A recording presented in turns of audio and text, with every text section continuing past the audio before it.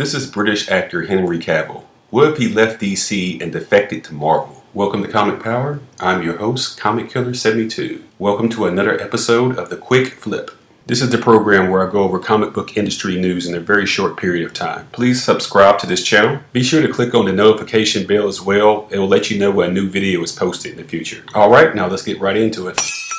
The DCEU connected universe is in a state of chaos. I'll talk about that bigger issue in another video. But for now, I want to talk about if Henry Cavill left DC and went to Marvel, what would he play? Skipping out on DC and going over to Marvel is not unprecedented. For example, Lawrence Fishburne, the actor best known as Morpheus from the Matrix trilogy, was playing Perry White in the Superman universe. Now he skipped over to Marvel and playing Bill Foster. This is the character that will eventually become Black Goliath in the Ant-Man franchise. And then there's Josh Brolin. He played Jonah Hex in a 2010 movie based on a DC character, but that film bombed. It made just $11 million on a $47 million budget. Ouch. Allegedly, Josh was offered to play Batman, but he declined and chose Thanos. I think that turned out pretty good. What do you think? So if Cavill also defected, what would he play? The buzz is Hercules. We do know that Marvel is doing a Eternals movie. These are very obscure characters from the mind of the genius of Jack King Kirby. I mean, seriously, who else? They're pretty obscure characters. I'll talk about how they fit into the landscape of Marvel in a future video. Just know for right now that Hercules is connected to them. Henry is a great actor and he's jacked as well. He's really bulked up to play a superhero. We did not get the bearded black suit Superman that we were expecting in the final cut of the Justice League. But the leaks and the fan art looks great. So if you look at that and then look at Hercules, you can see a connection of how this could work. A bearded, muscle-bound Henry Cavill playing a mythological god in the Marvel universe. They could use one of those tropes where he battles Thor and then they wind up teaming up to fight a bigger bad. This issue of Thor is probably one of my favorite comic book covers of all time. It shows you an idea of what it could look like. Dude, sign me up. So what could put the brakes on Henry Cavill not appearing in the MCU? Well, we got two reasons. Number one,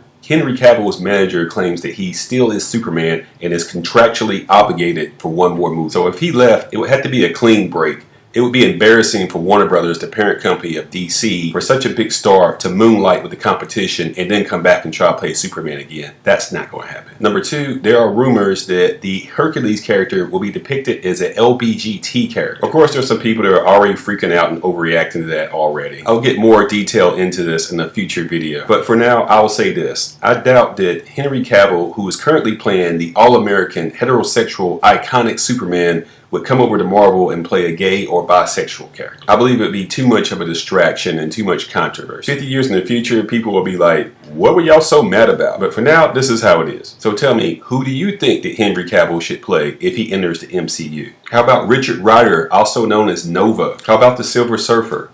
I don't think so. That's probably motion capture CGI. He wants to do true live stuff probably. What about Black Bolt if Marvel reboots the Inhumans? Their only real true failure, by the way. I don't think so either because the character doesn't talk. He can't because he'll blow something up. I don't think Henry would play a muted character. Well, how about the Sentry?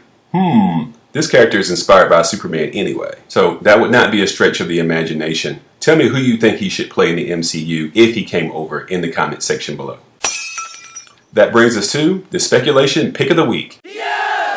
If you missed it last week, the pick of the week was Detective Comics number 1000. This is in celebration of Batman's 80th anniversary in comics. And there's a variant cover inspired for every decade he's been published. Plus we get a cameo of a new villain called Arkham Knight. He first appeared in video games, but this is probably a different version. So that's another reason to pick this up. It could be a Bane-like character as a foil to Batman for a very long time. The runner-up was Sabrina the Teenage Witch number 1 from Archie Comics. This character had a very popular television show back in the late 90s, early 2000s. She currently has a live action show on Netflix as well that's a whole lot darker. This is number 1 of a 5-part miniseries, and cover C sports a Adam Hughes cover. In my opinion, he's the best artist working in comics right now. I have a video that I made about his work. See the link in the description. That brings us to April 3rd, 2019, and the pick of the week is going to be The War of the Realms number 1 from Marvel Comics. It's a 6-part miniseries in the Thor universe, and Malekith is the big bad. He was a very forgivable villain in Thor the Dark World, the live action movie. Hopefully this will repair his image. This is written by Jason Aaron, who in my opinion is the best writer in comics right now. Link in the description for the top 10 writers in comics. It's a 6-part miniseries with some awesome covers, definitely worth a pickup. The runner-up stays at Marvel with Marvel Team Up #1. Marvel has done this in the past, and they're just bringing this idea back of teaming up Spider-Man with another character for an adventure. Usually it's a one-shot adventure using the Spider-Man platform to promote other characters. I always bought these as a kid. The Kamala Khan Miss Marvel character is growing in popularity, so you're going to be seeing her more and more anyway.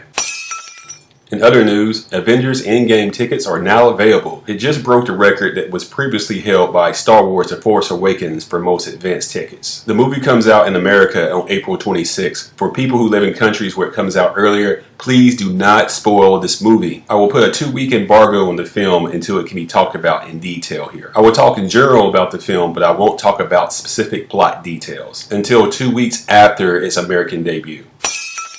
Speaking of debuts, Shazam makes his debut on April 5th. That's a little joke on my part. This character is the original Captain Marvel from 1940. This character in the DC universe is currently known as Shazam. If you missed it, I made a video explaining how the name Captain Marvel went from this to this character. Link in the description. I was pretty harsh on what I saw from Shazam from the set leaks, but they released a trailer and gave us the tone of the movie, which is basically big with superpowers. So I'm excited to see this film. Considering how dark and serious all the other DC movies have been before, we need something lighthearted to make us laugh. My prediction for this movie is that it will do well, but it won't be a blockbuster. I'm expecting like a $47 million debut and about $540 million over its lifetime. Check with me later and see if I'm right. You know the drill. Subscribe to this channel, give it a thumbs up, and share these videos on social media so others learn about the channel.